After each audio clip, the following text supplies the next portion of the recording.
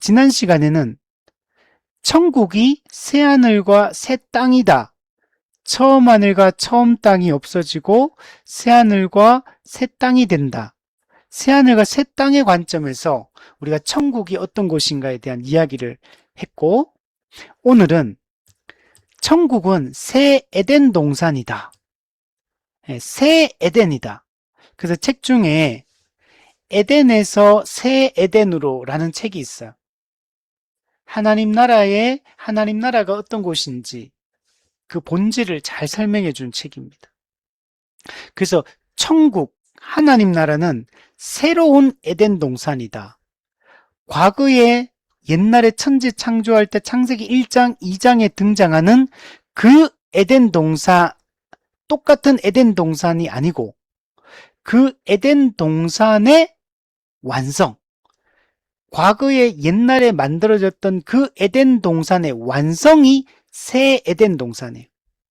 그 에덴 동산을 능가하는 완성된 상태가 새 에덴이고, 그곳이 바로 우리가 꿈꾸고 있는 천국, 완성된 하나님 나라다.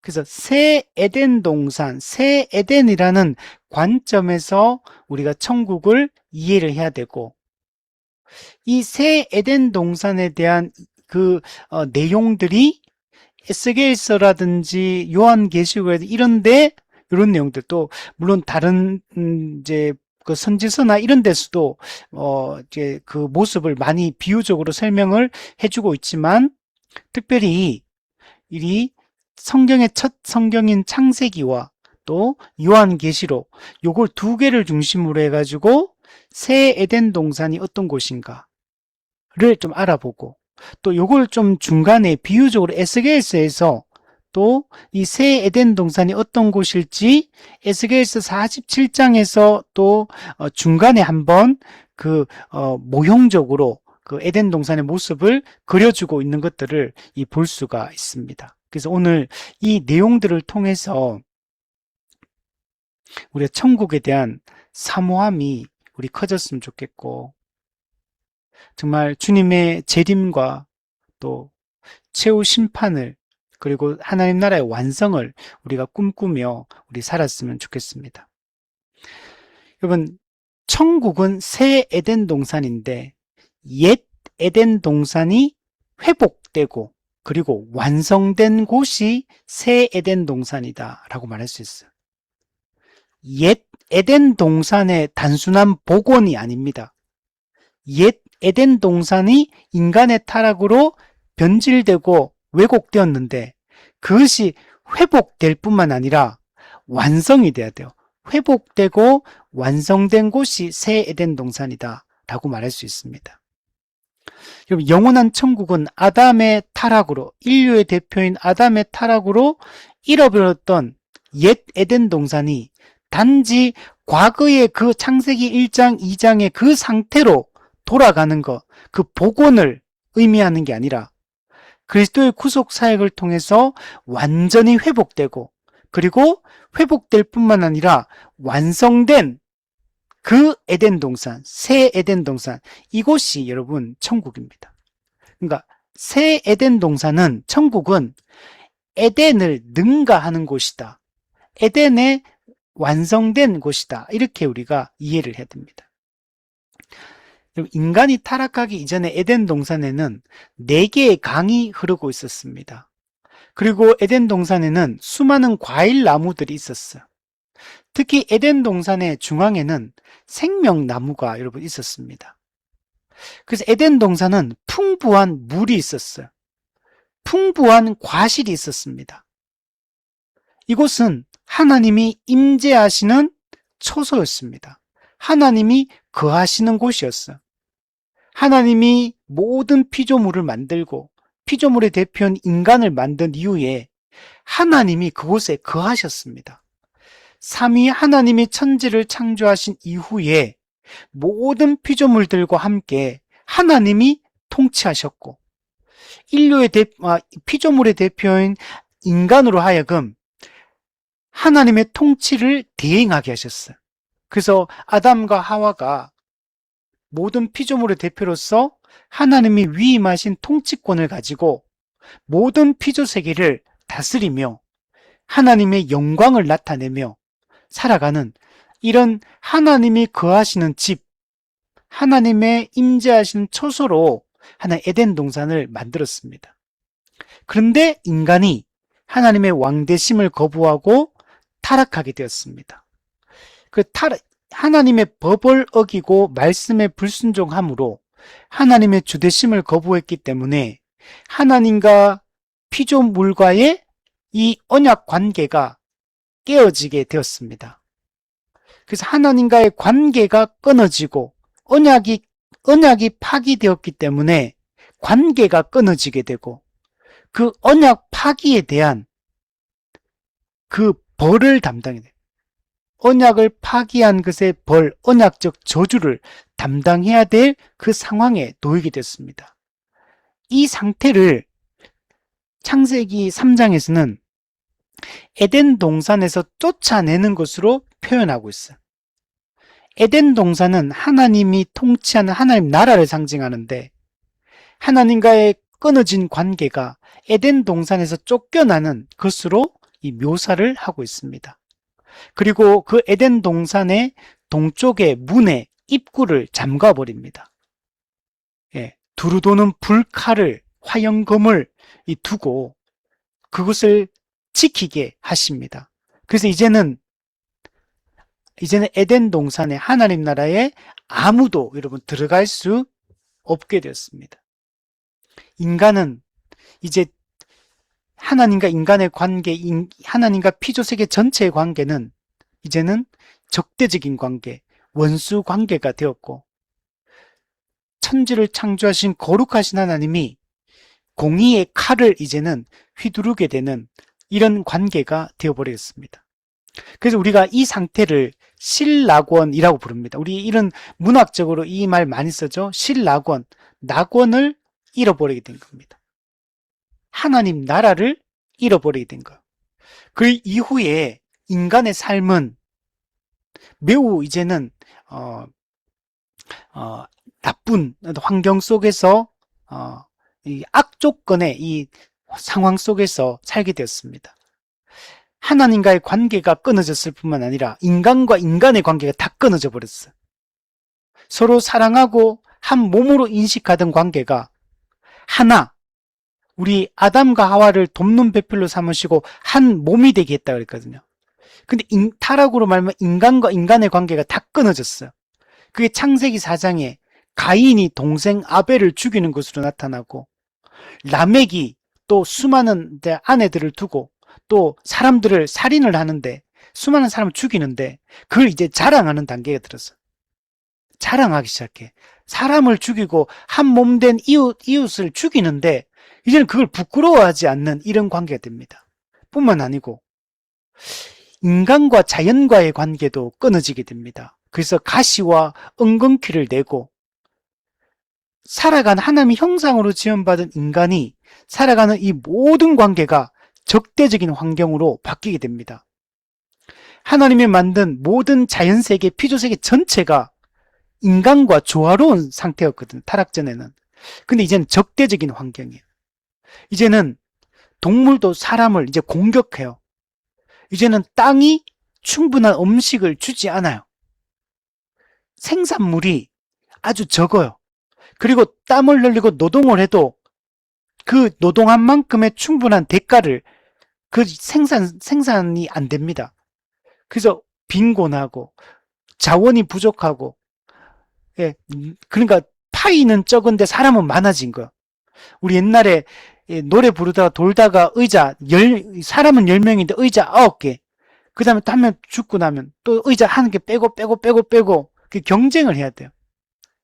적은 파이를 싸워서 경쟁하고 전쟁을 해서 싸워 이기지 않으면 이제 얻을 수 없어요. 지금도 그렇잖아요. 좋은 직장은 한 개밖에 없는데 그 직장을 원하는 사람은 많으니까 경쟁해서 싸워 이겨야 돼요. 좋은 대학교 가고 싶은데 경쟁해서 이겨야지만 들어가죠. 남을 밟고 일어서지 않으면 살 수 없는 이런 환경으로 바뀌게 된 거죠. 그래서 가시와 엉겅퀴가 나는 이 적대적인 환경 속에서 철저히 고립되어 있어. 예, 철저히 고독한 인생, 혼자 인생, 예, 그런 인생을 살 수밖에 없습니다. 그래서 인간관계 속에서 인간 간의 이 관계, 인간 소외 현상이 정말 이렇게 엄청나게 많이 이제 소외 현상이 점점점 가속화 되어지죠. 마음을 둘 사람이 없어요. 부모 자식 간에도 안 되고, 부부 관계에도 안 되고, 친구 관계도 안 되는 게 이 세상이죠. 나름의 좋을 때가 있죠. 부부 사이도 좋을 때가 있고, 부모가 자식 사이도 좋을 때가 있고, 형제 관계도 좋을 때가 있고, 친구 관계도 좋을 때가 있지만, 또 그게 언제 어떻게 변질될지, 어떻게 서로 간의 원수가 될지 아무도 몰라요. 그러면 이게 우리 그 많이 보잖아요. 우리 많이 경험하게 되는 거예요. 각 가정마다, 관계마다 어려움이 없는 사람이 없어요. 그렇게 좋던 관계가 어느 순간에 원수가 되어서 이제 꼴도 보기 싫은 사람이 되어 있는 경우들이 얼마나 많습니까? 뿐만 아니고 점점 자연도 파괴가 됩니다. 태풍과 가뭄과 홍수와 해일과 지진과 전염병과 이 모든 것들이 인간의 삶을 위협하기 시작합니다. 그리고 이번에 네팔, 이 중국의 이 홍수 나서 빙하가 붕괴되고 빙하호가 만들어졌는데 그 빙하호가 붕괴되면서 순식간에 그 물들이 이 흙과 돌과 이 모든 것들 한꺼번에 그 좁은 협곡을 통해서 막 쓸려 내려오는 거 우리 봤잖아요. 그 많은 그 토성류가 쓸려 내면서 그냥 온 집들과 사람을 그냥 초토화시켜버려요. 얼마나 많은 사람이 지금 이번에 죽고 매몰됐습니까? 그 아픔과 고통. 거기는 그쪽에는 이제 이게 산악인들도 많이 오죠. 여행객들도 많고, 거기가. 외국인들도 이번에 많이 죽었죠. 이런 일들이 곳곳에서 이제 일어나고, 여러분 옛날에 중국의 서찬성, 또 뭐 동일본 대지진 뭐 이런 거 일어나고, 쓰나미 막 오고, 우리나라도 옛날에 태풍, 매미 뭐 이런 것들 막 싹 밀려가고, 지진 막 일어나고, 가뭄, 네. 그리고 막 자연이 적대적이고 위협적이에요. 점점 날씨는 이제 점점 더워지고, 예. 예, 남극과 북극의 얼음은 녹아서 앞으로 이제 점점 더 환경이 적대적으로 더 심해지겠죠. 근데 이게 이때만 일어난 게 아닌 거예요. 옛날부터. 예. 옛날부터 이 인간의 타락 이후부터 이런 현상들이 계속되어져 왔던 겁니다. 하나님과의 관계, 인간과 인간과의 관계, 인간과 자연과의 이 모든 조화가 깨어진 상태에 우리 살고 있습니다. 피조물의 대표인 인간의 죄로 인해 하나님과의 교제가 끊어지고 에덴 동산 쫓겨나고 피조세계 전체가 가시와 엉겅퀴를 내며 탄식하고 있는 로마서 8장에 피조물이 탄식하고 있다. 죄 아래 억압당하여서 탄식하는 이 상태에서 우리는 이 신라곤의 상태 속에 살고 있는 겁니다.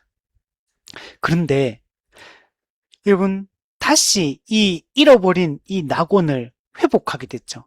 그래서 우리는 복낙원이다 이렇게 말해요. 복낙원. 영원한 천국은 어떤 곳이냐? 에덴 동산의 완전한 회복, 에덴 동산의 완성, 이것이 여러분 복낙원 천국인 겁니다. 예수 그리스도께서 신낙원을 복낙원으로 여러분 바꿔주신 거예요. 그리스도의 초림은 사탄의 권세를 꺾고 하나님 나라를 회복한 사건이에요. 회복이 시작되었습니다.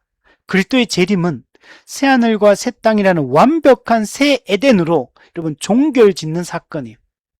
회복의 완성이 이루어지게 여러분 될 겁니다.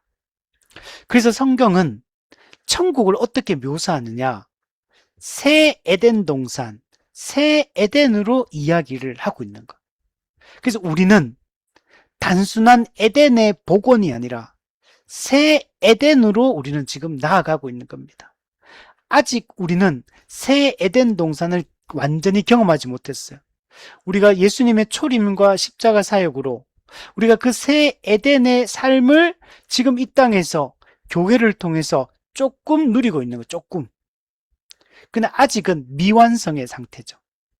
우리는 새 에덴의 완성을 꿈꾸고 나아가고 있는 겁니다. 이것이 그리스도 안에서 이루어지게 됐어. 우리 네덜란드 개혁 신학자인 헤르만 바빙크가 이렇게 얘기합니다. 그리스도 안에서 이루어진 구속은 단지 아담이 타락하기 전 상태로 되돌리는 것에 그치지 않는다. 네, 우리가 구원이라는 것도 타락하기 전 아담의 상태로 돌아가는 게 아니에요. 그것은 아담이 순종했더라면, 즉 선악과를 따먹지 않았더라면 도달했을 그 영광스럽고 완성된 상태로 우리를 끌어올리는 것이다. 여러분, 예수님의 십자가 구속 사역은 단순히 옛 아담으로 회복시키는 것도 아니고 옛 에덴으로 회복시키는 것도 아니에요. 타락 전 아담의 상태를 능가하는 완성된 상태로 우리가 새로 그렇게 구원받는 것이고, 그 타락 전 에덴 동산을 능가하고 완성된 그 상태로 순종했을 때 도달했을 그 영광스러운 완성의 상태로 우리를 또는 이 세상을 끌어올리는 게 예수님의 이 십자가 구속 사건이라는 거. 우리는 이 회복의 시작과 회복의 완성 사이에 우리는 지금 존재하고 있는 거. 우리는 그래서 아직 회복이 시작되어서 새 사람이 되었다 하더라도 완성된 상태가 아니에요. 교회의 완성이 아직 이루어지지 않은 상태예요. 하나님의 나라의 완성이 이루어지지 않은 상태를 살고 있는 거예요. 그래서 이 땅의 삶은 여전히 불완전하고 여전히 죄를 짓고 있으며 죄의 그 비참함을 우리가 아직은 이 땅에서 그것을 경험하고 있는 그런 세상을 살고 있어요. 그래서 우리는 이 상태를 만족하면 안 되는 거예요. 우리는 이것의 완성을 꿈꿔야 됩니다. 그래서 수많은 사람들이 이 죄의 고통과 비참함을 겪고 있죠.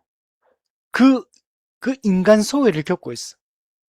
그래서 우울증에 걸리고 공황장애에 걸리고 대인기피증에 걸리고 인생의 허무한 가운데 갈 바를 알지 못하고 인생을 자포자기한 사람들이 너무 많아요. 그래서 하다가 경쟁에서 밀리니까 요즘에 청년들이 어떻습니까? 은둔형 외톨이가 급속하게 늘어나고 있는 시대예요. 그냥 삶을 포기해버리는 단계. 그냥 현재의 삶에 그냥 만족해버리고 더 이상의 뭔가 열정도 없고 뭔가를 해보려고 하는 의지 자체가 없는 거죠. 청년만 그렇습니까? 우리나라의 이 자살률이 얼마나 높은지 아시죠? 이 노인 빈곤, 노인들의 자살, 이거 심각하거든요. 점점 설 자리를 잃어버려요. 옛날에는 평생 직장 그랬는데 지금 평생 직장이 없잖아요.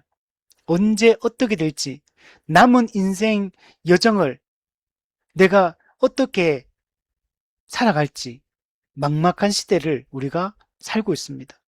거기다가 점점 더 기술은 발전되고 점점 인간의 일자리는 줄어드는 이런 시대를 살고 있잖아요. 점점 갈 자리가 없어요. 좋은데 우리가 삶을 잘 살아갈 수 있는 이게 없어요. 제가 얼마 전에 유튜브를 봤는데 제목이 너무 탁 와닿더라고요. 복직한 지 일주일 만에 권고사직을 당했습니다. 이제 이런 거예요. 이 사람이 직장을 잃어버렸다가 다시 이제 복직을 우여곡절 끝에 했는데 복직한 지 일주일 만에 여러분 다시 퇴사할 수밖에 없었다. 이제 이런 이야기였어요. 안정된 게 없어요. 근데 그 퇴사하는 것도 그러니까 나는 퇴사하고 싶지 않지만 퇴사할 수밖에 없는 상황으로 내몰리니까 어쩔 수가 없이 퇴사할 수밖에 없었다는 거예요. 이게 우리의 현실인 거죠. 먹고 사는 게 결코 쉽지 않은 이런 시대를 우리가 살고 있는 거죠. 그리고 우리는 이 현재의 상태를 만족하면 안 되죠. 여러분, 교회도 구원받은 신자들의 모임인 교회조차도 교회도 완전하지가 않잖아요. 지상교회는 불완전한 교회다. 그래서 아까 얘기했잖아요. 제가 어제 만났던 그 집사님 15년 전의 상처가 아직 여전히 감정적으로는 그때 받았던 제가 들어보니까 정말 그런 상처를 받았는지 저는 상상도 못했던, 너무나 교회에 실망하고 어쩌면 그런 그 한번 겪고 나면 그냥 교회에 그냥 다니기도 싫을 정도로 그런 마음에, 그런 나름의 개인적으로는 그런 마음이 있더라고. 교회에 얼마나 많은 사람들이 실망하고 교회 안에서도 이런 불완전함을 경험하고 비참함을 경험하고 죄성을 경험하게 됩니까? 그러니까 우리는 이 세상도 현재의 이 지상교회도 우리가 만족하면 안 되는 거죠. 우리는 이 모든 것들이 회복되어지고 완성될 그 세상을 꿈꾸고 그걸 바라보며 살아가야 되죠. 우리 고린도전서 7장에 임박한 환란, 네. 때가 단축하여졌다. 네.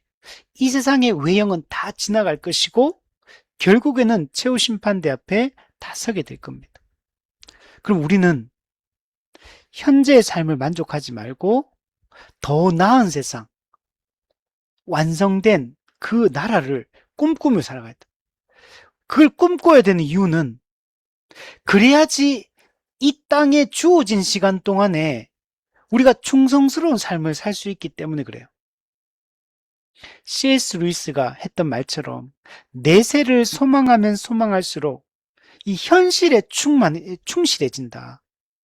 현세의 삶에 충실해진다는 거예요. 우리는 이 현세의 삶에 충성스러운 삶, 현세의 삶에 주어진 나의 위치와 또 하나님 주신 사명을 감당하며 정말 멋진 인생으로 신앙적으로 또는 한 인간으로서 멋진 삶을 살아가는 사람들도 있지만 그렇지 못한 사람도 많잖아요. 어쩔 수 없이 그냥 사는 사람도 많고 그냥 더 이상 뭐 안 되니까 그냥 자포자기하고 그냥 되는 대로 사는 사람도 많고 우리가 진짜 이 세상에서 현재를 충실하게 사는 방법은 내세를 소망하는 사람만이 그렇게 사는 거예요. 내세의 인생의 삶의 초점과 생각의 초점이 맞춰진 사람이 현실의 삶에 충성하게 되는 거예요. 이게 원리라는 것들을 우리가 생각해야 되고 그럼 우리의 생각은 항상 어디를 향해냐? 완성될 하나님 나라에 자꾸 우리의 생각에 고정되어 있어야 돼. 우리의 생각의 많은 부분을 차지하고 있는 것이 여러분 영원한 천국에 대한 소망, 재림에 대한 고대, 이것이 우리의 생각에 초점을 맞춰야지 이 세상에서 충성스러운 삶을 좀 살 수 있게 됩니다. 세상의 시선을 고정하고 세상에 초점을 맞추고 현세에 초점을 맞추는 순간 그 사람은 영적 침체에 빠지게 되고 잘못된 방향, 넓은 길을 향하게 되고 그게 당연한 귀결인 거. 우리 철로역정에 보면 끊임없이 지시합니다. 저 앞에 있는 영원한 천국을 바라보며 걸어가라는 거. 시선을 거기서 다른 데로 돌리지 말라는 거. 좁은 길의 정중앙에서 앞만 보고 달려가는 삶. 이게 신자의 삶이다. 사도 바울은 그걸 표현하기를 표대를 향하여 달려가노라. 달려간다. 전심전력으로 전력 투구해서 그 경기할 때 그 경주마에 눈을 가리고 하잖아요. 양쪽에. 못 보게 하는 거죠. 옆에를 눈이 딴 데 보이면 경주말이 앞으로 안 달려가니까 열심히. 우리의 시선을 영원한 천국의 시선을 고정을 해야지만 이 땅에서 열심히 달리게 되는 표대를 향해 달려가는 삶이 되는 거죠. 사도 바울이 이전의 모든 좋던 것을 배설물로 여기고 해로운 것으로 여기고 그리스도를 아는 지식이 가장 고상함을 알고 그리스도 안에서 발견되기 위하여 모든 시선을 영원한 그 하나님 나라에 고정하고 살아갔던 것처럼 오늘 우리도 그렇게 살아가야 됩니다. 그렇게 되려면 영원한 하나님 나라에 대한 소망이 생겨야 되거든요. 그 소망은 성경이 가르치고 있는 그 영원한 천국에 대한 그 본질에 대한 이해가 깊어지면 깊어질수록 그걸 소망하고 바라는 마음들이 더 커지게 되고 주님의 재림을 더 고대하게 되는 거죠. 우리 말로만 마라나타 하는 게 아니라 주님 어서 오시옵소서 말로만 하는 게 아니라 실제 나는 거기에 대한 관심도 없으면서 말로만 마라나타 한다면 아닌 거죠. 그래서 우리가 이 천국에 대한 이 새 에덴에 대한 여기에 대한 이 소망으로 가득 찰 때 현실의 이 고난과 환란들이 별것 아닌 것으로 우리가 느껴지는 거죠. 우리 여러분 천국에 대한 소망과 은혜를 받으면 받아 어떻습니까? 현실의 고난이 크게 안 느껴지잖아요. 은혜가 없으면 현실의 고난, 작은 고난들도 너무 무겁고 크고 아프게 느껴지지만 은혜를 받으면 받을수록 이 세상에서 문제들이 큰 문제가 아니라는 걸 알게 되거든요. 천국에 대한 소망이 강하면 강할수록 현실에서 부딪히는 인간관계에서 부딪히는 거, 건강의 문제든 어떤 돈의 문제든 관계의 문제든 그게 크게 안 느껴지거든요. 왜냐하면 더 큰 것들을 보고 있기 때문에, 더 영원한 것을 보고 있기 때문에 일시적이고 쇠하는 것들, 여기에 대한 여기에 우리가 함몰되지 않는 거죠. 우리가 심지어 인간이 이런 은혜가 아니고 힘들고 어려울 때 여러분 여행만 잠깐 다녀와도 생각 정리가 돼요. 그 별것 아닌 그냥 산책만 잠깐 다녀와도 마음이 정돈이 돼요. 그렇잖아요. 그러면 그 생각이 정리되는 복잡하고 막 마음의 힘듦과 불평과 원망과 막 짜증과 이렇게 가득할 때 한 1시간, 2시간 이렇게 산책만 하고 와도 어느 정도 마음이 누그러떨어지고 생각이 정리되면서 내가 어떤 입장과 태도를 취하고 어떻게 이 문제를 해결해 갈지 어떤 방향성이 보이기 시작해요. 아니, 한 며칠 여행만 갔다 오면 뭔가 좀 인생이 그렇게 나를 힘들게 하던 그 인간관계가 그렇게 힘들게 안 느껴지잖아요.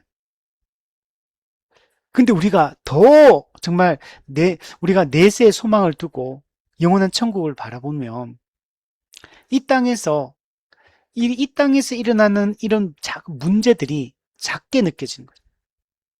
이게 크게 나를 위협하고 내 삶을 무너뜨리고 내 감정을 막 천국과 지옥을 왔다 갔다 하게 만들고 이런 일들이 일어나지 않겠죠. 우리가 영원한 천국을 바라야죠. 에덴 동산이 회복될 뿐만 아니라 완성된 곳. 성경은 이 두 가지 이미지를 통해서 새 에덴 동산을 묘사해 주고 있거든요. 수정같이 맑은 생명수 강이 에덴 동산을 쫙 흐릅니다. 수정, 우리 크리스탈, 예, 맑은 그 맑은 생명수 강. 이게 에덴 동산을 쫙 흘러가요. 그리고 그 강이 이르는 곳마다 강 좌우편에는 생명나무가 풍성하게 자라나요. 그리고 그 생명나무는 수많은 과일들을, 풍성한 과실을 맺어요.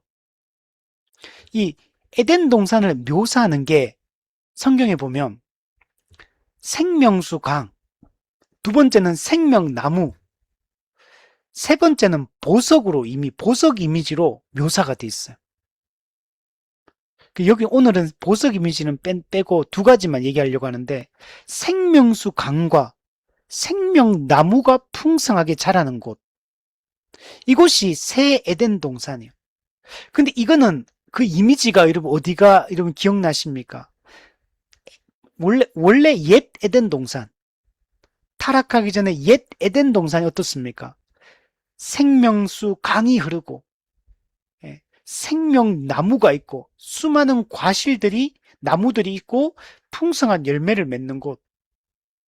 그 에덴 동산을 능가하는 그곳, 그 새 에덴 동산. 동일한 이미지를 사용해서 그 새 에덴 동산을 묘사하고 있는 걸 볼 수 있어요. 여러분, 에덴 동산은 풍부한 물이 흐르는 곳이요. 생명수가 흐르는 곳이 여러분 영원한 천국입니다.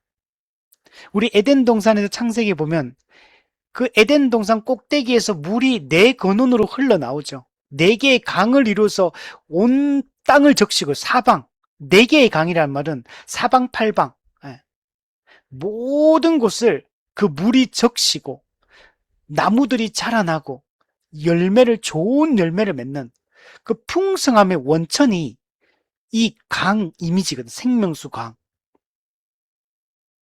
창세기 2장 10절에서 14절에 보면 강이 에덴에서 흘러나와 동산을 적시고 거기서부터 갈라져서 네 근원이 되었으니 첫째 이름은 비손이라, 둘째는 또 기혼이라, 셋째는 히데겔이라, 넷째는 유브라데라. 강이 쫙 흘러가는 모습을 볼 수 있습니다. 여러분, 에덴 동산의 이러한 회복된 모습은 에스겔 선지자의 이 성전 환상 속에서도 분명히 드러납니다. 에스겔 47장이 되게 중요해요. 그래서 이렇게 됩니다. 창세기 2장, 에스겔서 47장, 요한계시록 21장, 22장. 요게 퐁당퐁당 이렇게 건너가게 돼 있어요. 대칭 구조로 돼 있어요. 여기서 천국이 어떤 곳인지가 이 세 개 본문을 보면 하나님이 천지를 창조할 때 꿈꿨던 세상의 모습이 어떤 곳인지가 창세기 2장, 에스겔 40장, 요한계시 21장, 22장, 특히 21장, 22장 이 내용들을 보면 하나님이 천지를 창조할 때 꿈꿨던 세상이 어떤 세상인지, 하나님이 이루려고 하는 나라가 세상의 모습이 어떤 세상인지 명확하게 드러납니다. 그 하나님이 꿈꿨던 세상, 현재 우리가 경험하고 있는 이 세상하고는 결이 달라요. 우리는 지금 나름 행복할 수 있어요. 나름 인생이 만족스러울 수 있어요. 여러분, 그러나 여러분, 이 세상의 삶은 언제 어떤 일이 일어날지 아무도 몰라요. 여러분, 지금 여기서 우리 인간관계 하나만 탁 틀어져 가지고 어떤 소시오패스 같은 한 인간만 만나도요, 내 인생은 이제부터 지옥으로 들어가는 거예요. 우리가 살다가 어떤 큰 억울한 일, 어떤 누군가로부터 악의적 공격, 우리 당할 수 있거든요. 그런 거 한 번만 당해도요, 내 만족스러운 내 인생, 내 인생은 행복하다라는 게 순식간에 지옥이 돼버려요. 여러분, 우리는 인생이 어떤 사기를 한 번만 당해도 여러분, 인생이 무너지고요. 주식 투자 한 번 잘못해도 인생이 무너질 수도 있고, 병 하나 걸려도 인생이 그냥 지옥이 될 수도 있어요. 여러분, 형제, 가족, 여러분, 친구 사이도 한순간에 원수가 될 수 있는 거예요. 우리가 이 세상에서 여러분, 쓰나미 한 번만 와도, 대지진 한 번만 일어나도, 나는 내 인생 만족하다는 사람이 그 모든 것이 무너지는 것을 경험하게 되는 거예요. 제가 어제 차를 타고 가다가 제 신호 대기 중에 저는 차가 거의 뒤집어질 뻔하는 걸 봤어요. 제 바로 앞에서 신호 대기 중이었거든요. 근데 신호가 바뀌었어요. 옆에 있는 차가 설거머니 깜빡이도 안 넣고 천천히 한 10km도 안 돼. 속도도 한 5km, 10km 정도 천천히 신호 바뀌니까 두 대가 동시에 있다가 저는 바로 뒤에 있었거든요. 천천히 이렇게 들어갔는데 신호 바뀌자마자 이 사람도 살짝 들어가고 이 사람도 앞으로 직진을 했어요. 근데 이 차가 들어가면서 이렇게 차가 이렇게 뒤집어지다가 다행히 뒤집어지진 않았어. 근데 그 사람 만약에 차 뒤집어지고 이쪽에 차선에 있던 바로 옆에 있던 차선에 막 달려오는 차가 있었으면 이 사람 아마 죽었을 수도 있어요, 어제. 야, 저는 깜짝 놀랐어요. 차가 그렇게 뒤집어질 수 있다는 걸 상상도 못했어요. 이렇게 가다가 살짝 들어가고 요 차가 가면서 바퀴가 타고 올라가 버리더라고. 타고 올라가고 차가 이렇게 뒤집어져 버려, 이렇게. 근데 다행히 안 뒤집어졌어요. 그 사람 만약에 옆 차선에 조금만 속도 내는 차 있었으면, 그 상태에서 만약에 부딪혔으면, 여러분 바로 즉사할 수도 있어요, 그 상태는. 근데 그 사람이 신호 대기 중에 신호 바뀌자마자 출발했는데 1m도 안 가가 그 일이 일어났거든요. 가자마자 바로 뒤집어질 뻔했거든요. 그 사람이 신호 대기하다가 출발하면서 자기가 죽을 뻔한다는 걸 상상이 했겠어. 저는 어제 그거 보면서, 야, 쓰나미, 네팔 또 이 홍수 보면서 누가 그 상상이나 자기가 그렇게 토사에 휩쓸려가지고 파묻힐 줄 누가 알았겠습니까? 이번 대구에 올해 이제 이번 주까지 교통사고 사망자가 53명입니다. 교통사고로 죽을 줄 대구 시내에서만 53명이 대구만. 교통사고로 내가 인생을 마감할지 누가 알겠습니까? 이게 세상인 거야. 근데 그러므로 우리가 이런 세상에서 우리가 이렇게 불완전한 삶을 살고 있는 거야. 누가 나는 지금 괜찮다라고 할 수 있어요? 나는 내 인생 만족한다 누가 할 수 있습니까? 인생이 지옥 비스무리하게 바뀌는 거는 단 한순간이에요. 단 한 사람 때문에 그럴 수 있어요. 또 이럴 수도 있어요. 다 좋아, 상황이. 근데 내 마음은 여러분 우울함이 올 수 있어요. 아무도 누가 어떻게 올지 몰라. 남들이 볼 때는 야, 당신만큼 좋은 환경에 있는 사람이 누구냐 싶어도 그 사람 마음속에는 여러분 이 갑자기 찾아오면 감당을 못해요, 아무도. 조울증, 우울증 이거 저는 주변에서 이거 봤거든요. 야, 이거 진짜 무서운 거구나, 이게. 자기 감정을 컨트롤할 수가 없어, 이거는. 저는 부교육자로 교회 다니면서 성도들 중에 이것 때문에 고민하는 분들 정말 많이 봤거든요. 그게 멀리 있는 문제가 아니에요. 나도 그렇게 될 수 있어, 언제든지. 그리고 우리도 그런 걸 어쩌면은 이미 겪었을 수도 있어. 나도 모른 채 지나갔을 수도 있고. 그러니까 우리가 이 세상의 소망이 아니라 정말 영원한 이 생명, 이걸 우리가 바라봐야 돼. 그래서 에스겔 선지자, 이 성전 환상 속에서도 이게 명확하게 나타나요. 성전에서부터 물이 쫙 흘러나와가지고 그 물이 강을 이루게 됩니다. 생명수 강이 성전으로부터 하나님으로부터 흘러나온 그 물이 닿는 곳마다 생명이 살아나기 시작합니다. 성전 문지방에서 물이 흘러나오기 시작하는데 처음에는 이게 아주 낮아요. 발목까지 찼다가 이 물이 점점 흘러나가서 발목을 무릎을 채우고 허리를 채우고 온몸을 잠그는 데까지 이르는 거예요.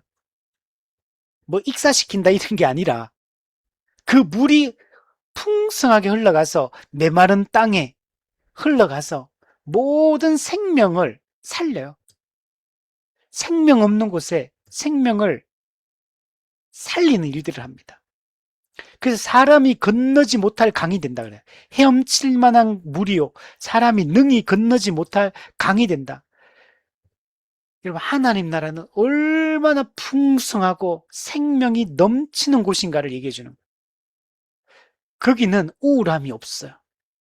거기는 조급함이 없어요. 거기는 두려움이 없어요. 불안함이 없어요. 시기 질투가 없어요. 너무나 풍성한 만족감, 풍성한 기쁨, 풍성한 감사가 넘치는 곳이 될 겁니다. 그리고 이 물이 닿는 곳마다 모든 생명들이 살아나기 시작해요. 생물이 번성하게 될 것이고 고기가 심히 많을 것이고 이 물이 흘러 들어가 가지고 썩은 바다를 되살립니다. 이 강물이 흐르는 각처에 모든 것들이 살아나기 시작합니다. 과실나무는 자랄 것이고 그 잎은 시들지 않을 것이며 열매는 끊이지 않을 것이며 달마다 새로운 열매 1월달, 2월달, 3월달 달마다 새 열매를 맺게 될 것이고 그 열매는 너무나 맛있고 먹을 만할 것이고 그 잎사귀는 약재료가 되어서 모든 상처받은 모든 것들을 회복시키게 될 것이다. 이렇게 말하고 있어요. 근데 이 성전으로부터, 즉 하나님으로부터 흘러나온 이 생명수 강이 무엇을 상징하느냐? 사도 요한이 요한복음 7장에서 이 생명수 강이 흐르는 것이 무엇을 상징하는지를 말해줍니다. 나를 믿는 자는 성경의 이름과 같이 그 배에서 생수의 강이 흘러나오리라. 이는 그를 믿는 자들이 받을 성령을 가리켜 말씀하신 것이라. 여러분, 생명수 강이 하나님과 어린 양의 보좌로부터 나오는데, 이거는 이런 물리적 강물을 얘기하는 게 아닌가요? 이 한강, 낙동강 물처럼 이런 물리적 강을 상징하는 게 아니라 성부 하나님과 성자 예수 그리스도로부터 흘러나오는 그분이 보내시는 이 성령에 대한 상징인 거. 성령이 오시면 어떻게 됩니까? 성령이 그리스도의 구속 사역을 근거로 모든 그 구속의 그 은혜들을 우리에게 적용시켜 주시니까 죽은 영혼들이, 영적 생명을 잃어본 영혼들이 다 살아나기 시작합니다. 구속의 은혜를 우리에게 풍성하게 부어주시는 거예요. 성령에 의해서 여러분, 에덴 동산의 회복과 완성이 여러분 이루어지게 여러분 되는 것입니다. 그래서 우리가 성령의 이 지배를 받고 성령의 인도를 받는 우리 교회는 그 성령으로 인한 충만한 삶, 성령의 지배를 받음으로 영적 생명이 풍성하게 될 거야. 지금 이 땅에서부터 우리는 오신 성령을 이미 받은 자가 되었고, 그 성령의 지배와 인도하신 가운데서 이 땅에서부터 우리는 그 충만함을 누리며 살고 있어요. 그러나 아직은 불완전해요. 주님이 다시 오시면 완전하게 그 생명을 우리 누리게 될 것이고, 하나님의 완전한 임재, 하나님과의 삼위 하나님과의 완벽한 교제, 충만한 기쁨과 즐거움을 영원토록 세세토록 우리는 누리며 살게 될 것입니다. 존 오웬이 이렇게 얘기했어요. 성령님은 하나님 보좌로부터 흘러나오는 생명수의 원천이시며 구속받은 백성에게 영원한 생명과 위로를 지속적으로 공급하시는 삼위일체의 은혜 그 자체이시다. 그리고 구속받은 하나님의 백성들은 영원한 생명과 위로를 지속적으로 공급받게 될 거예요. 그럼 지금은 어떻습니까? 우리가 사람끼리도 서로 위로해줘요. 그래도 좀 위로가 됩니다. 근데 더 큰 위로는 우리 교회적 위로, 성도의 교제를 통해서 이루어지는 이 성도의 교회적 위로, 이건 더 크죠. 근데 그것을 뛰어넘어 고린도후서 1장처럼 그리스도의 위로가 이 땅에서부터 우리는 그걸 경험하고 있어요.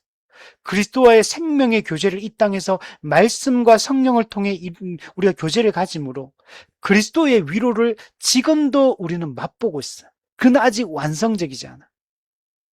주님이 재림하시면 그 하나님의 나라가 완성되면 생명수강이 흘러 넘치게 될 것이고 우리는 완전한 위로를 우리는 경험하게 여러분 될 것입니다.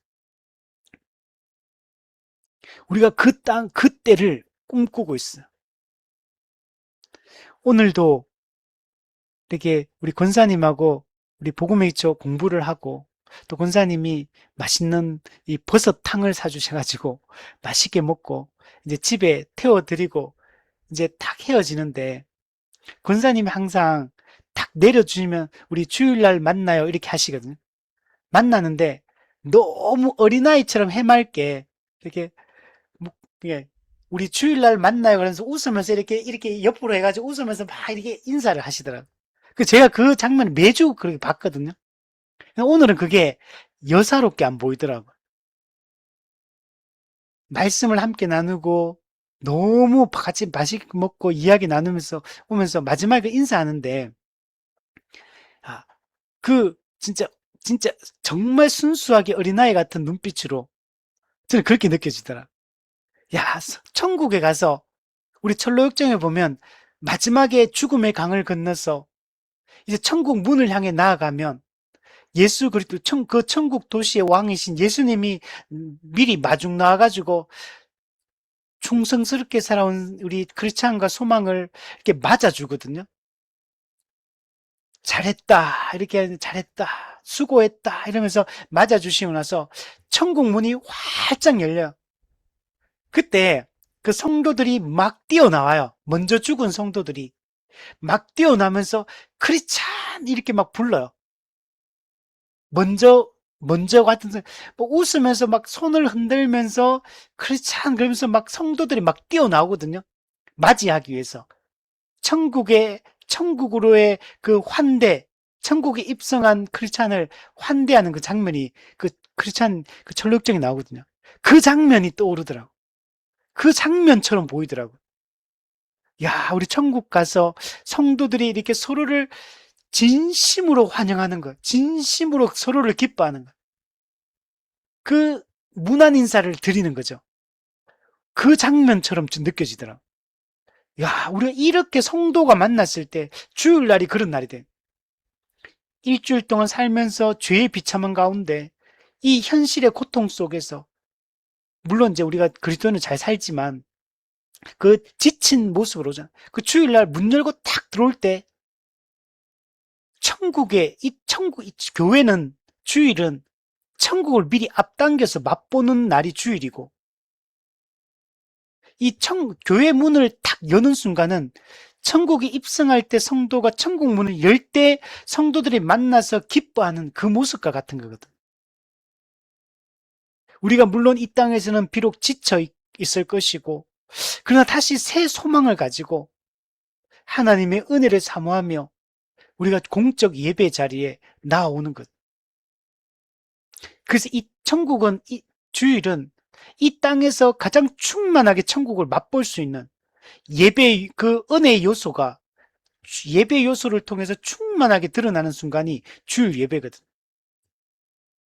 우리 이것을 맛볼 수 있으면 좋겠다. 비록 이 땅에서는 때로는 지쳐 있고 정말 그죠 힘들어하고 있을 수 있지만 그러나 우리는 영원한 천국에서는 이것이 우리를 기다리고 있는 거죠.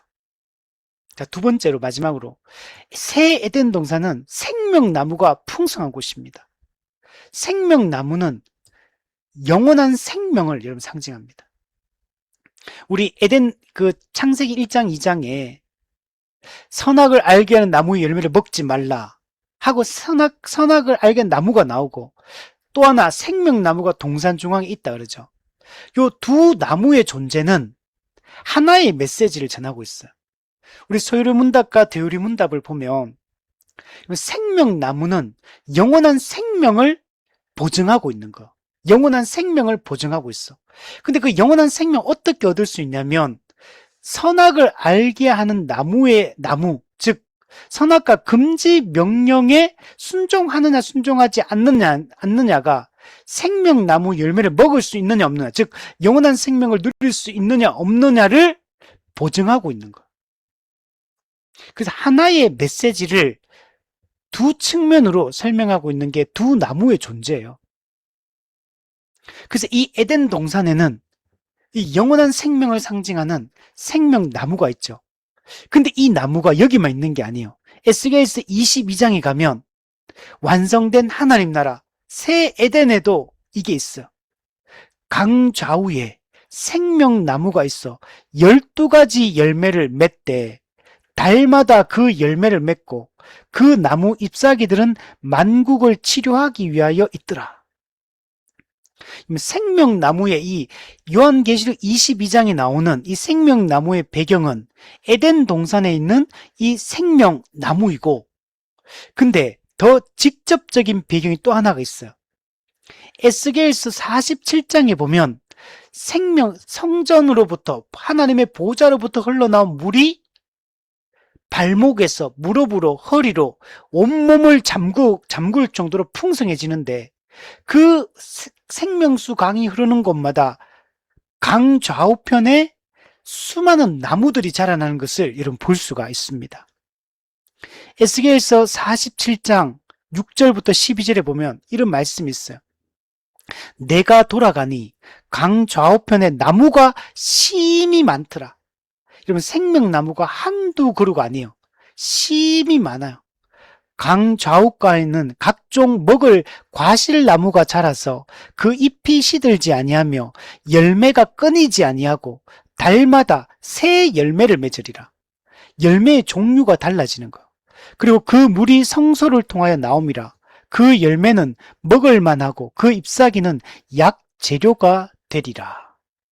그 에스겔서 22장과 계시록 22장과 에스겔서 47장 이걸 통해서 창세기 2장에 나오는 생명나무의 그 의미가 새 에덴에서 완성되었을 때 어떤 모습일지를 에스겔서 47장과 계시록 22장이 보여주고 있는 거.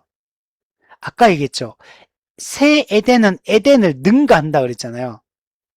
만약에 아담과 하와가 에덴 동산에서 순종했다면 그 생명나무의 열매를 먹게 될 것이고 그 완성된 상태를 거기에서 이루어졌을 거예요.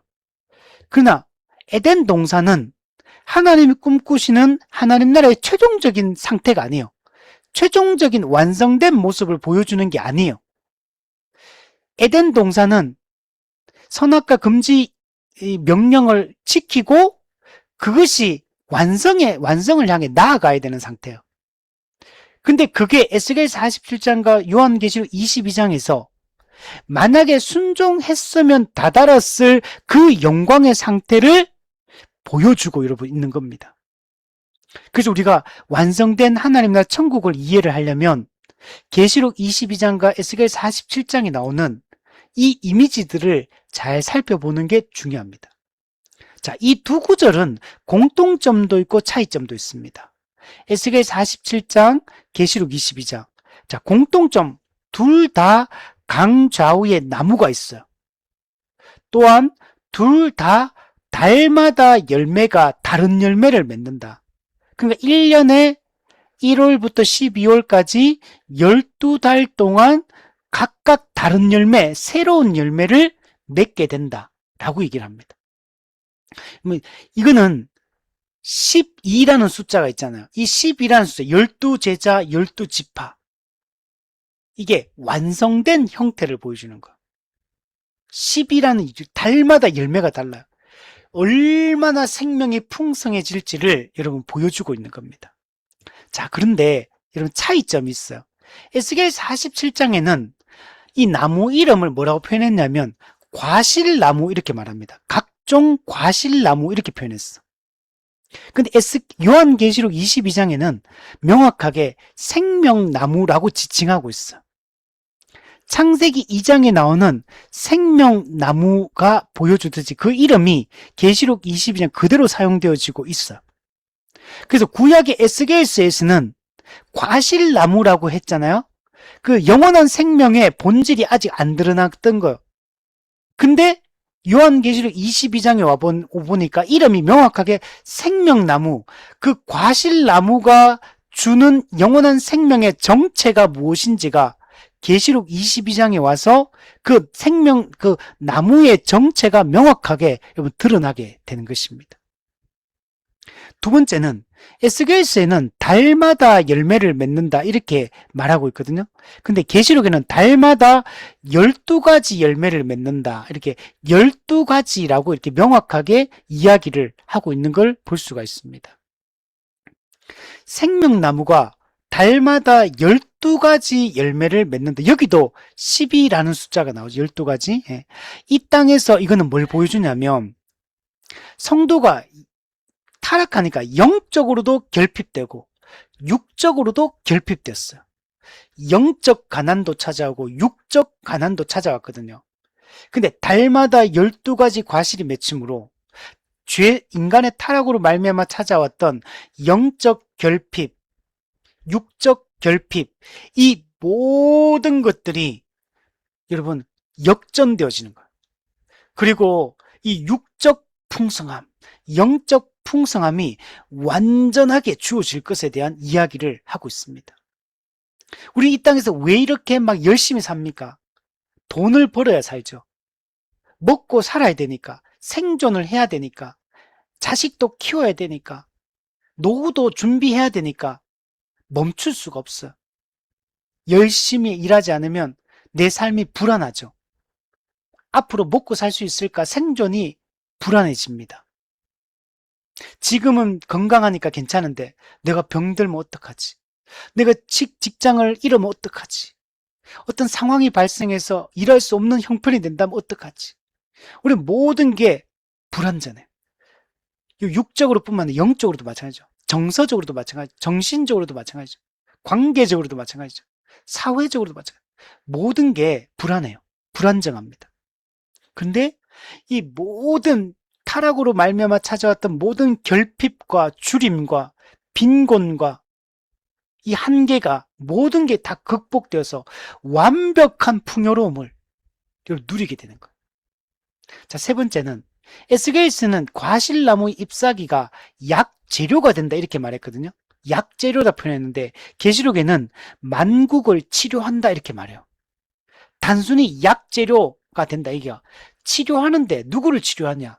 만국, 열방을 치료하게 될 것이다 이렇게 말하고 있어요.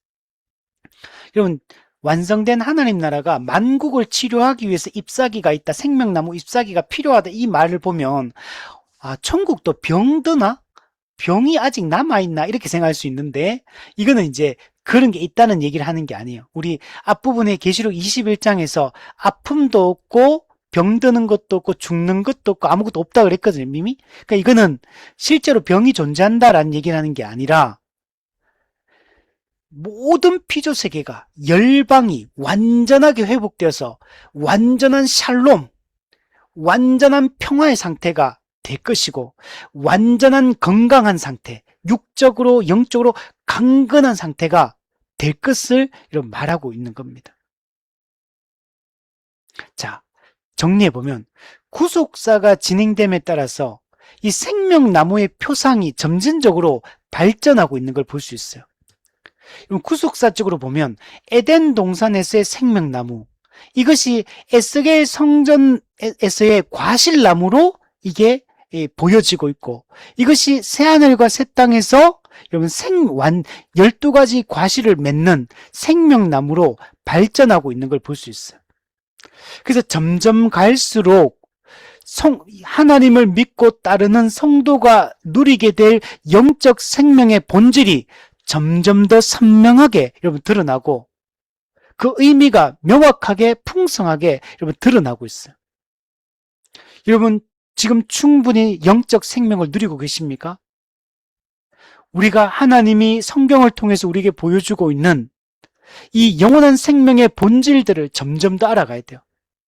그리고 그것이 이미와 아직을 살고 있는 이 교회 시대 동안에 어떻게 영원한 생명을 지금 여기서 누릴 것인가, 어떠한 방식으로 누려지는가를 우리가 알고 거기에 합당한 삶을 살아가야 돼요.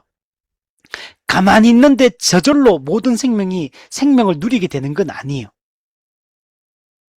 성령과 말씀을 통해, 그것이 직분과 교회를 통해서 이 땅에서 어떻게 누려지는지 그 원리들을 알고 실제로 교회의 본질인 성도의 교제, 이 교회적 삶을 실제로 살아갈 때 이걸 누리게 되는 거예요. 저도 다 알고 있습니다. 머리로 안다고 그걸 누리는 게 아니에요. 지식이 있다고 누리는 게 아니에요. 실제 삶을 그렇게 실제적으로 교회를 중심으로 말씀을 중심으로 살 때 누리게 되는 거예요. 나는 매일 불안하다, 두렵다, 안정되지 못한다, 혼란스럽다, 원망이 생긴다, 불평이 생긴다. 그러면 그걸 못 누리고 있는 거죠. 실제로 누리려면 실제로 아는 것이 아니라 살아야 되는 거죠. 실제로 우리가 그렇게 살 때 이것이 그 영적 생명, 영원한 생명이 이 땅에서도 더 풍성하게 누리는 사람이 있을 것이고, 그 영적, 육적 생명을 누리지 못하고 그냥 교회는 다니지만 작은 믿음의 상태에서 늘 영적 침체에 빠져서 늘 불안정하게, 늘 흔들리며 사는 사람도 있을 수 있는 거죠. 우리는 큰 믿음의 상태에서 충만하게 이 땅에서부터 더 많이 누리며 살아갔으면 좋겠습니다. 이 나무, 생명나무는 1년에 한 번, 세상 나무는, 보통 나무는 한 번 열매를 맺지만 더 많이 풍성하게 여러분 누리게 될 겁니다. 이런 타락 전에 각종 열매를 임의로 먹으라, 마음껏 먹으라 그랬죠. 풍성했어요. 타락하니까 어떻게 됩니까? 쫓겨나게 돼. 가시와 엉겅퀴를 내요. 이제는 땀을 흘리지 않으면 먹을 수 없어요. 빈곤과 결핍 가운데 있었죠. 이제 예수님을 믿고 난 이후에 회복이 돼요. 그래서 다시 우리가 이 영원한 생명을 조금 더 이제는 회복되어서 누리기 시작했어요. 그래서 초대교회 보면 그 중에 가난한 사람이 없으니 밭과 집 있는 자가 팔아 그 판 것의 값을 가져다가 사도들의 발 앞에 두며 사도들이 각 사람의 필요를 따라 나누어 줍니다. 이 교회적 삶을 통해 그 풍성함, 영적 생명을 더 충만하게 누리기 시작했어요. 그러나 초대교회도 불완전합니다. 그래서 다투고 싸우고 실제로 여전히 빈곤함을, 영적 가난을 경험하며 사는 수많은 사람들이 있죠. 그러나 큰 믿음의 사람들은 없어도 누리죠. 배고픈 중에도, 배부른 중에도 자족하는 삶을 살기 때문에. 그리고 하나님의 공급하심을 실제적으로 경험하면서 분명히 없어야 되고, 분명히 욕해야 되고, 원망해야 되고, 여러분, 절망해야 되는데, 자족하며, 하나님이 채우시는 것들을 경험하며 살게 되는 거죠. 그리고 곧 완성되면 어떻습니까? 이 완전한 풍성함의 완성을 맛보게 되는 거죠. 우리가 이런 것들을 누리며 우리 살아갔으면 좋겠습니다. 결론을 내리면, 여러분, 조나단 에드워즈가 이런 말을 했습니다. 천국에서의 영생은 정지된 상태가 아니다. 여러분, 천국은 고정된 상태가 아니에요. 정적인 상태가 아니에요. 천국은 동적인 상태예요. 움직이는 곳이에요. 천국은 발전이 끝난 상태, 이런 정지된 상태가 아닙니다. 하나님을 아는 지식과 기쁨이 영원히 깊어져 가는 다이나믹한 삶이다. 하나님을 아는 지식과 하나님과의 교제의 기쁨이 고정된 상태가 아니에요, 천국은. 더 알아가고 더 누리고 더 충만해지는 생명을 천국에서는 오늘보다 내일이, 내일보다 모레가 점점 더 풍성해지는 세상이, 더 기쁨을 누리는 세상, 이게 천국이에요. 그래서 이렇게 말해요. 하나님을 아는 지식 기쁨이 영원히 깊어지는, 영원히 깊어져 가는 거예요. 역동적인 상태가 천국에서의 삶이다. 달마다 새 열매를 맺는 생명나무처럼 성도는 영원 속에서 날마다 새로운 하나님의 영광을 맛볼 거다. 천국에 첫날 딱 입성하는 순간에 하나님의 영광을 맛보겠죠. 그러면 그 다음 날도 똑같은 크기의 하나님의 영광을 맛보는 게 아니에요. 다음 날은 더 큰 하나님의 영광을 맛보고, 그 다음 날은 더 큰 구원의 기쁨을 맛보고, 그 다음 날은 더 깊은 성도의 교제를 맛보고, 그 다음 날은 더 큰 영광을, 영원히 더 커져가는 영광을 맛보게 되고, 교제의 기쁨을 누리고, 이것이 여러분 완성된 형태의 하나님 나라입니다. 이 땅은 살면 살수록 어떻습니까? 죄의 고통을 하루 산만큼 더 많이 경험하게 돼요. 배신도 더 많이 당하고, 억울함도 더 많이 당하고, 관계의 아픔도 더 많이 당하고, 말을 통해서 여러분 서로를 원망과 비난하고 정죄하는 이런 고통을 더 많이 겪게 돼요. 육체의 연약함을 더 많이 겪게 돼요. 그 살면 살수록 이 세상의 삶들은 정말 전도자가 말하듯이 헛되고 무익하고 의미 없는 삶이다.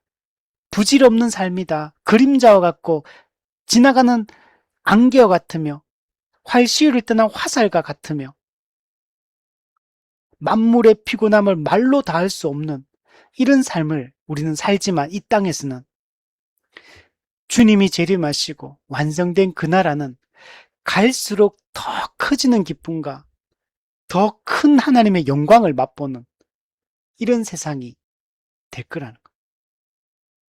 우리가 주님의 재림을 고대하는 이유가 속히 그러한 세상이 임하기를 우리가 꿈꾸는 거죠. 그래서 저는 항상 기도하려고 하면 많은 기도가 생각이 잘 안 나더라고요, 사실은. 옛날에는 기도가 되게 구체적이었다면 점점 가면 갈수록 기도가 구체적인 어떤 사안들보다는 이게 거시적인 어떤 기도들이 저는 많이 되는 것 같아요. 거시적인 관점의 기도들. 그래서 이런 게 이루어지기를 꿈꾸는 마음들이 더 강해져 가는 것 같고. 그래서 정말 우리가 더 성경이 가르치는 이 본질적인 가르침들을 붙들고 우리 살아갔으면 좋겠고, 이렇게 우리가 여기에 초점을 맞출 때 현실의 삶에 우리는 덜 영향을 받으며 현실의 작은 매일매일 우리는 마음 상하는 일들이 많이 일어나요, 우리는. 근데 거기에 일희일비하지 않고 여기에 요동하지 않고 살아가는 그런 삶을 우리 살아갔으면 좋겠습니다. 그리고 때로는 흔들린다 하더라도 이 낙폭이 크지 않아요. 기복이 크지 않고 이렇게 작게 빨리빨리 회복하고 빨리빨리 회복하고 그리고 점점 우상향하면서 이렇게 자라가는 이런 삶이 우리 다 되었으면 좋겠습니다.